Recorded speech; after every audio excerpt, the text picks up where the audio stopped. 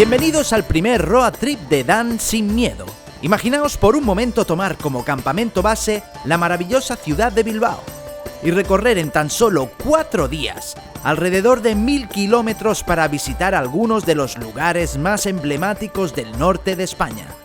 Un viaje por su historia, su arte, su gastronomía e incluso por la trayectoria y evolución del ser humano. Dejad todo lo que estéis haciendo, relajad vuestras posaderas sobre el sofá, que arrancamos.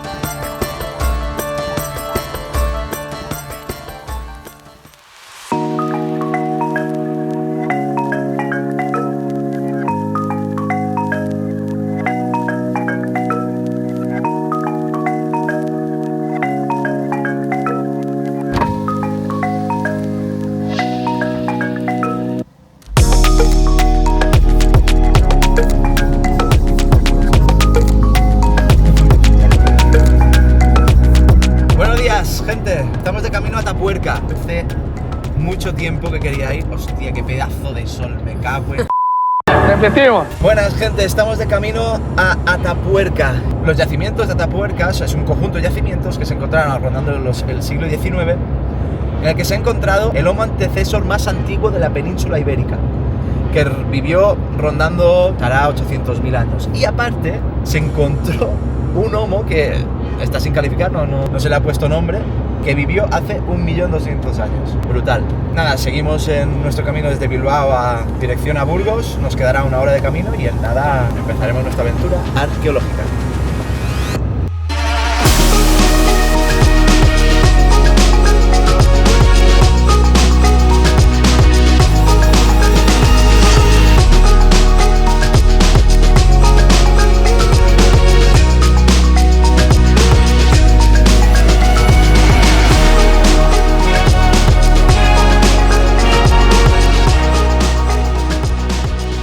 Hemos llegado, gente, estamos en el CAREX, en el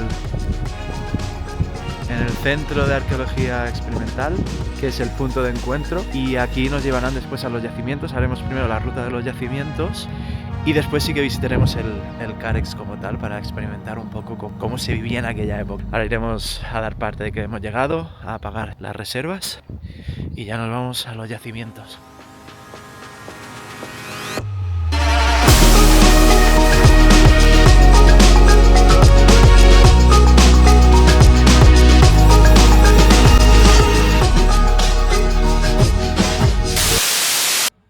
Bueno, y hasta aquí el vídeo de hoy. Hasta otra. No, es broma, pero casi. Porque en estos siguientes vídeos, en el de hoy de Atapuerca y en el siguiente de Altamira, pues he hecho un fallo de novato y no me han dejado grabar. Ni en los yacimientos ni en las cuevas. Así que ahora tengo que inventarme algo. He pensado poneros unos vídeos de unos monos graciosos, pero al igual no es lo suyo. Pero bueno, después he pensado, ¿qué puedo hacer para que todo esto sea más ameno? Y digo, bueno, explicaré un poco las impresiones que tuve cuando estuve allí. Y luego ya entraremos en la parte histórica y en la parte de las curiosidades, que también las hubo y muchas. En cuanto a las impresiones, a ver, cuesta un poco situarte cuando estás allí y dices, va, me voy a situar y estoy a hace 1.000.000 de años. Es difícil. No es tarea sencilla, pero una vez que lo consigues, te entra como una sensación de nostalgia, no sé por qué, pero como si estuvieras recordando a tus A few moments later. tatarabuelos. No sé si me explico. Esa gente fueron nuestros abuelos. De todos. Yo creo que de todos. Allí, tanto tú que me estás viendo como, yo qué sé, el vecino del quinto, estamos relacionados con esa gente.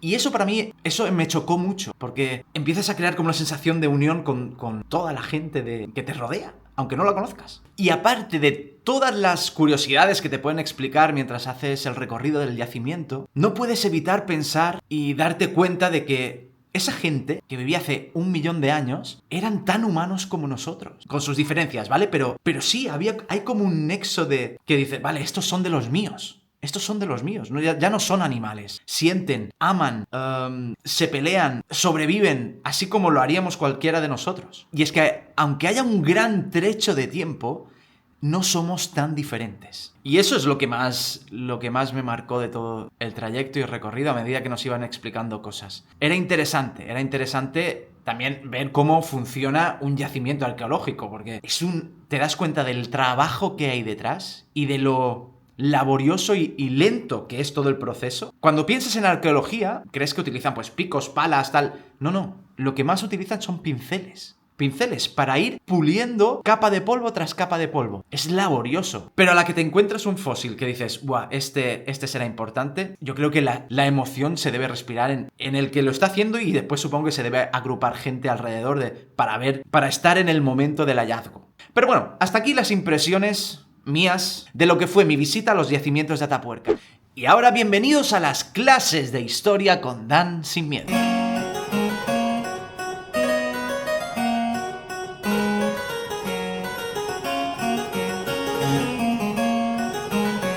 Los yacimientos de Atapuerca son tan importantes porque se puede seguir un hilo cronológico continuo que se remonta a 1.5 millones de años. O sea, que tú puedes estudiar lo que hacía la gente que vivía allí de hace 1,5 millones de años hasta el día de hoy. Eso es algo que en ningún otro yacimiento del mundo se puede hacer. En todo este tiempo se han llegado a estudiar hasta 5 especies humanas. 5. El Homo sapiens, el Homo sapiens neanderthalensis, el Homo preneandertal, el Homo antecesor y un Homo SP.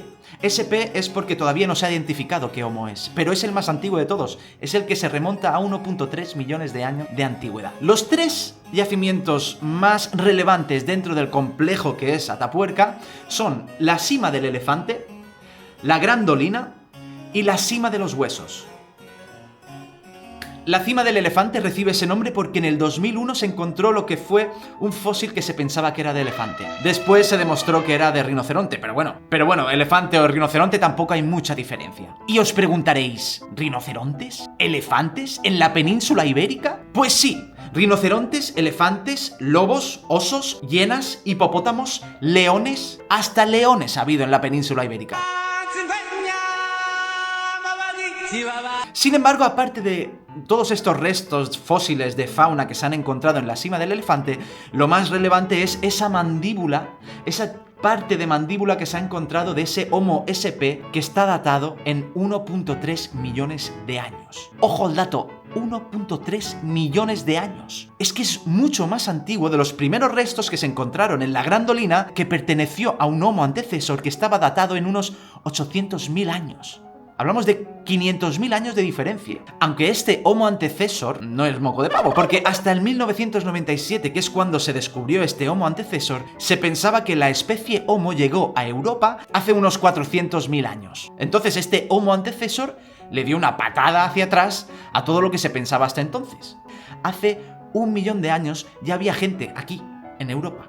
Y a pesar de la magnitud de todos estos hallazgos, todo esto nos deja más preguntas que respuestas, porque claro, si en el 97 se pensaba que el humano en Europa no llegó hasta hace 400.000 años, claro, en el 2001 ya te dicen, no, 400.000 no, 800.000. Dices, ostras, la historia se va escribiendo de una manera o de otra. Sobre todo cuando hablamos de fechas tan antiguas, donde sí se puede indagar más profundamente en la vida de nuestros ancestros, es en la Sima de los Huesos. Y en esta cima lo que se han encontrado han sido restos de seres humanos de hace unos 430.000 años, pero no unos cuantos, sino hasta 6.500 restos fósiles que pertenecen a unos 28 individuos.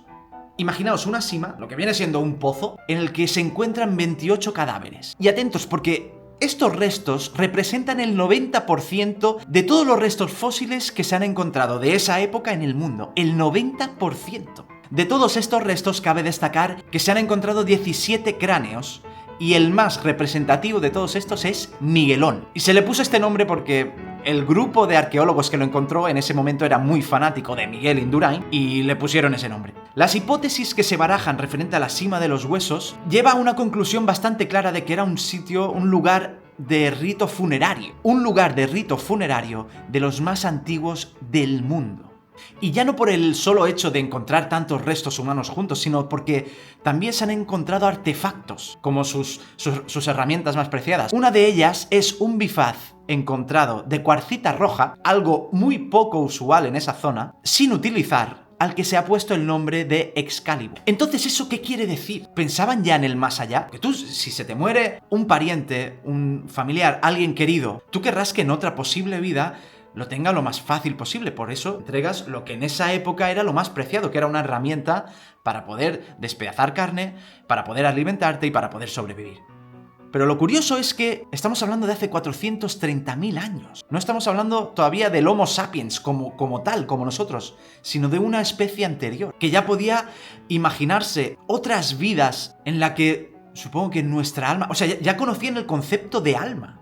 O al menos lo estaban descubriendo en esa época. Y eso es lo que hace que te separe totalmente del ser animal. Eso es lo que te hace ser humano. Y cuando pienso en eso es algo que me deja anonadado de lo antiguo que es el ser humano, de la magnitud temporal. Pero bueno, aparte de eso, y ahora tocando un tema más escabroso pero de pura actualidad, también nos explicaron que en esa época no solo te alimentabas de vegetales, no solo te alimentabas de carne animal, sino que ya nuestros antepasados eran bastante asiduos a comer carne humana. Y es que se ha demostrado que el Homo antecesor, aquel de los 800.000 años, ya consumía carne de sus propios parientes. Así que el canibalismo estaba a la orden del día, así como lo está en las últimas semanas todo el caso de la Sociedad de la Nieve. Y ahí es donde volvemos a conectar, porque es mucho más lógico pensar que es más fácil comerte a alguien que se te ha muerto a tu lado que tener que buscarte la comida y tener que enfrentarte a un oso, a un hipopótamo, a un rinoceronte, que ya sabemos cómo se las gastan. Y sé que puede sonar escabroso, pero es que si lo piensas, tiene su lógica. Te sale mucho más rentable, porque no tienes que ir a buscarlo, ya lo tienes al lado. Y ya no sé, yo creo que es como un honor el hecho de poder decir, hey, mi carne sirve para alimentaros a vosotros. Es algo bonito, si se puede decir, aunque sé que puede levantar muchas ampollas, pero yo creo que es como una ofrenda que puedes hacer tú, como, bueno, mira, me estoy muriendo, por favor, alimentaros de mi carne. Siempre hablando de casos de necesidad. No vayamos ahora a decir, yo me ofrezco a mis hijos cuando me muera. No, cuidado. Pero en casos de necesidad, como en la Sociedad de la Nieve, como en el accidente de los Andes, es totalmente lógico que para sobrevivir te tengas que comer a alguien que haya fallecido a tu lado. Por muchas ampollas que levante, es supervivencia. Entonces, conociendo el porqué del canibalismo, que es simplemente un hecho de supervivencia básico, se te despierta otra pregunta, casi natural, y es el hecho, vale, si me he comido a mi prójimo, que se ha muerto por causas naturales, ¿por qué tengo que irme a cazar un bisonte o un hipopótamo o un rinoceronte cuando es mucho más fácil cargarte a tu cuñado, por ejemplo? Y ese es un pensamiento que, visto en perspectiva, es bastante lógico. Es mucho más fácil matar a alguien que tenga tu misma fuerza que meterte con un bicho que pesa 1 tonelada. ¿Puede ser entonces que en esa época, hace 800.000 años, se diera ya el primer homicidio por supervivencia o por placer? Porque si quito la vida a alguien para comérmelo, también podría pensar lógicamente, decir, bueno, si hay alguien que me estorba, también me lo puedo quitar de en medio. No sé, no sé si seguís el hilo, pero no sé, dejádmelo en comentarios a ver qué pensáis vosotros. ¿Creéis que ya se habla de una violencia de hace 800.000 años? De verdad, dejadme en los comentarios todo esto, si pensáis que la violencia como tal, esa violencia tan macabra del ser humano nació en esa época, hace 800.000 años, hace 1 millón de años, es posterior, es anterior, ¿qué pensáis del canibalismo? Dejadme en los comentarios, que me gustará leeros.